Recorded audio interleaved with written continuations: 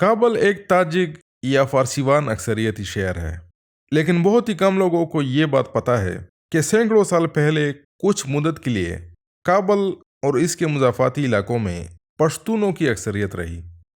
یہ بات ہمیں مراکش کے سیاح ابن بطوطہ سے پتہ چلتی ہے، جس کا گزر کابل سے 1333 عیسوی میں ہوا۔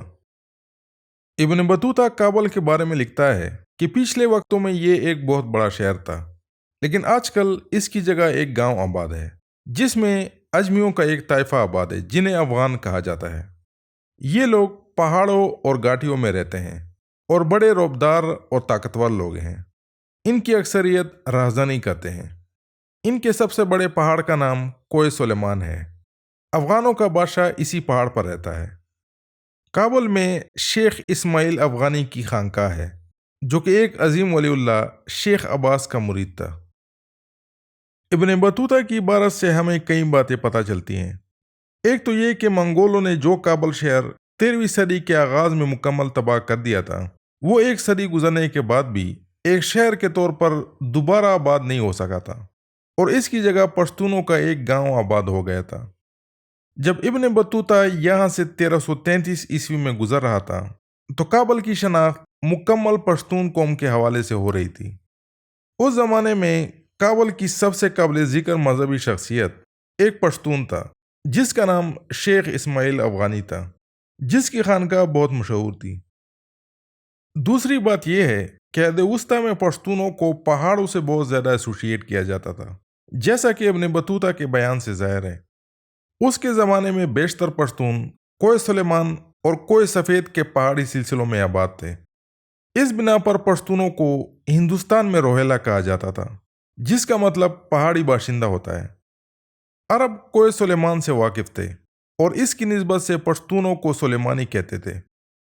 یہ بھی ممکن ہے کہ اس پہاڑ کو یہ نام عربوں نے دیا ہو، کیونکہ پشتون خود اسے کوہ سلیمان یا سلیمان غر نہیں کہتے، بلکہ کسی غر کہتے ہیں۔ ابن بطوطہ کی عبارت سے ہمیں یہ بات بھی پتہ چلتا ہے کہ اس کے زمانے میں پشتونخوا میں ایک پشتون بادشاہ تھا جس کا مسکن کوہ سلیمان تھا۔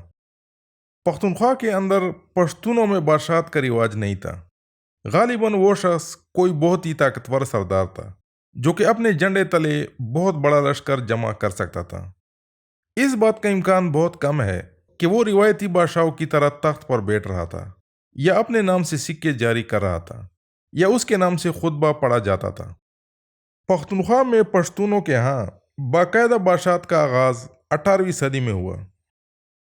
کابل شہر کا ایک علاقہ دے افغانان کہلاتا ہے۔ دے افغانان یعنی پشتونوں کا گاؤں۔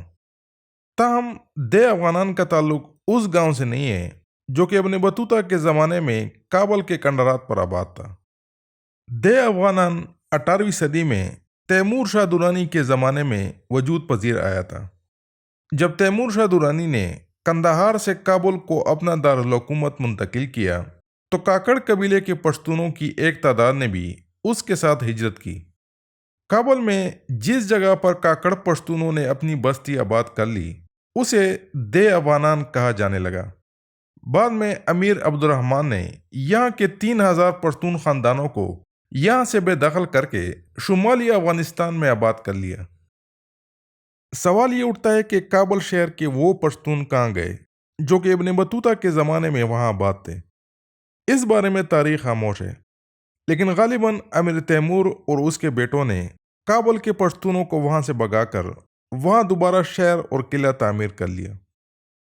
15ویں صدی میں پشتون دوبارہ ایک بہت بڑی تعداد میں کابل شہر کے ارد گرد آباد ہو گئے۔ یہ آبادکار پشتونوں کے خشی قبائل تھے جن میں یوسفزئی اور مندڑ سرفہرست تھے۔ 15ویں صدی کے آخری حصے میں یوسفزئیوں کی طاقت سے خوفزدہ ہو کر کابل کے تیموری حکمران مرزا اولغ بیگ نے یوسفزئیوں کے تقریباً 700 چیدہ شخصیات کو دھوکے سے قتل کر دیا، اور کابل کو ایک مرتبہ پھر پشتونوں سے خالی کر دیا گیا۔